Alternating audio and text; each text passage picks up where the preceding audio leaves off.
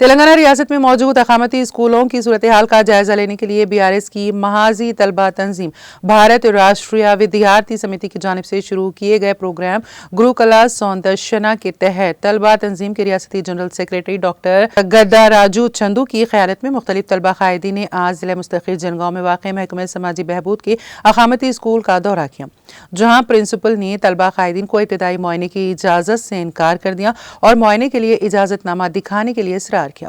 اس دوران طلبہ تنظیم قائدین اور پرنسپل کے مابین کافی دیر تک مباحث ہوتے رہے۔ پرنسپل نے واضح کیا کہ انہیں معائنے کی اجازت نہ دینے کے احکامات دیے گئے ہیں۔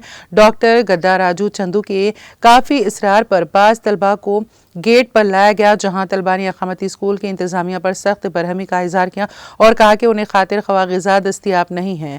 جاریہ موسم سرما کے دوران گرم پانی فراہم نہیں کیا جا رہا ہے اور گرم ملبوسات مہیا نہیں کیے گئے ہیں، جس پر انہوں نے ریاستی حکومت پر شدید برہمی کا اظہار کیا۔ مذکورہ قائدین نے زیر تعلیم غریب طلبہ کو فوری بنیادی سہولیات فراہم کرنے کا مطالبہ کیا۔